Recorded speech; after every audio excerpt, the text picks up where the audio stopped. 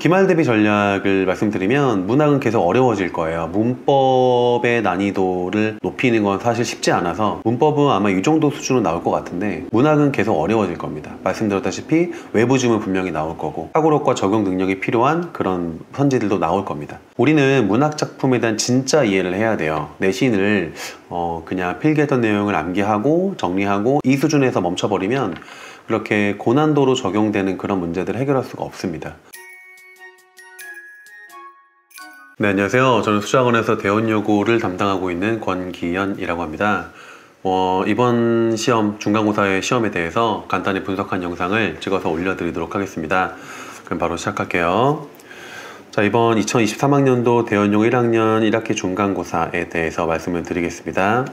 우선 순서는 중간고사의 출제 경향, 그리고 세부 특징, 그리고 기말 대비 전략 이렇게 세 개로 나눠서 핵심만 추려서 말씀을 드리겠고요. 우선 중간고사의 출제 경향을 보면 첫 번째는 중요해진 사고력과 적용 능력이라고 보시면 될 것 같아요.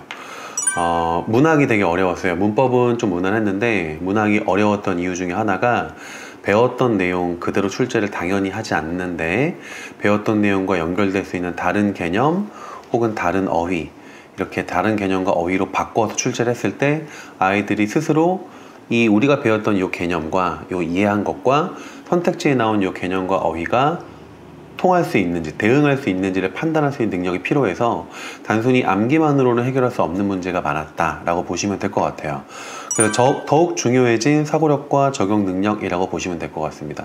스스로 생각하고 이해하고 다른 단어에 적용할 수 있는 그런 능력이 필요하다라고 보시면 될 것 같고, 두 번째는 고난도 외부 지문이 많이 나왔습니다. 외부 지문 4개가 나왔는데 모두 다 만만치 않았고 한 문제는 가장 오답률 높은 문제일 거고요. 모두 현대시입니다. 그래서 이제 예전처럼 이렇게 좀 예상될 수 있는 그런 시조로 출제하시는 게 아니고 좀 처음 보는 생소한 현대시들로 출제를 하시기 때문에 처음 보는 아이들이 이 시를 해석해낼 수 있는 능력이 없으면 되게 어려운 문제라고 보시면 될 것 같아요. 이번의 경우에는 윤동주의 길 같은 경우는 제가 외부 지문 자료로 예측을 해서 맞췄지만 나머지 3개는 전부 생소한 현대시이기 때문에 스스로 해석하고 훈련하는 능력이 없으면 안 된다라고 보시면 될 것 같고, 이 외부 지문 때문에 문제가 많이 어려웠다라고 보시면 될 것 같아요. 문법은 아까 말씀드렸지만 좀 무난하게 나왔습니다. 그래서 사례 중심의 문법이기 때문에 문법 개념을 사례에다가 적용만 할 수 있으면 얼마든지 해결할 수 있는 문제라고 보시면 될 것 같고요. 추가적으로 세부적인 특징을 좀 말씀을 드리면 우선은 서술형은 예측 가능한 범위로 나온다. 이거는 작년과 변함이 없는 것 같습니다. 다만 조금 다른 거는 작년 같은 경우에는 학습활동 내용이 거의 중심적으로 서술형이 출제가 됐다면 이번에는 학습활동보다는 작품별 핵심 요소, 문법의 핵심 요소, 작품별 핵심 요소, 예를 들어 중요한 표현법이라든가 중요한 어떤 정서 및 태도라든가 이런 것들을 출제를 하시기 때문에 어느 정도는 예측이 가능하다. 예측이 가능한 이런 서술형 같은 경우는 자, 이거 중요한 거니까 꼭 정리해봐 라고 제가 얘기를 했던 것처럼 스스로 중요한 내용을 안 보고 써보고 조건에 맞춰 써보는 그런 훈련을 하는 게 필요하다라고 보시면 될 것 같고, 두 번째는 문학 문제 같은 경우에 모두 고르기 같은 문제가 나왔어요. 많이 나오지 않았거든요. 한두 문제밖에 안 나왔지만 이런 문제 때문에 사실 아이들이 많이 틀리거든요. 그래서 이제 현지를 O, 세모, X로 판단하는 거에서 나아가서 명확하게 맞느냐 틀리냐 이거를 판단할 수 있는 그런 내용 정리와 많은 문제를 풀면서 경험하게 되는 경험치가 같이 따라줘야 이렇게 모두 고르기 문제를 해결할 수 있다는 점을 아시면 될 것 같습니다. 기말 대비 전략을 말씀드리면 문학은 계속 어려워질 거예요. 문법의 난이도를 높이는 건 사실 쉽지 않아서 문법은 아마 이 정도 수준으로 나올 것 같은데 문학은 계속 어려워질 겁니다. 말씀드렸다시피 외부 지문 분명히 나올 거고 사고력과 적용 능력이 필요한 그런 선지들도 나올 겁니다.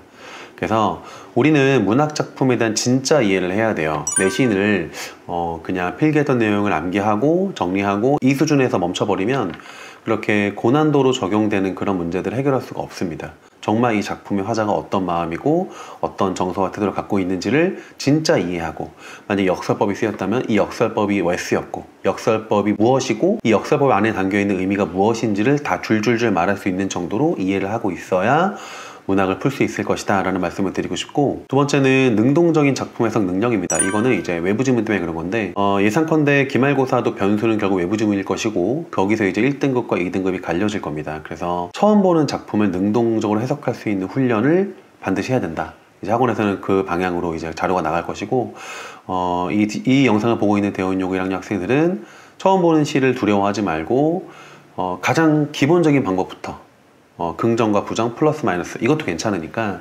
이분법적인 방법을 써서라도 작품에 두려움 없이 해석해 나갈 수 있는 그런 자신감과 해석 능력을 훈련을 해야 기말고사에서 외부 지문 같은 어려운 문제를 해결할 수 있지 않을까, 이렇게 생각을 합니다. 자, 이번 대원여고 시험 영상은 여기까지고요. 이 어려운 시험을 준비하신 대원여고 학생들 고생 많으셨고, 아마 1등급 컷이 91점 정도 내외로 될 것 같아요. 되게 어려웠던 시험이었거든요. 1등급과 2등급의 컷에서 차이도 아마 91점, 그 다음 87, 8 뭐 이 정도 수준으로 정해질 겁니다. 그래서 이 수준이 기말고사에도 계속 유지가 될 것이기 때문에 조금 어렵게 공부를 해야 된다는 점을 아셔야 될 것 같습니다.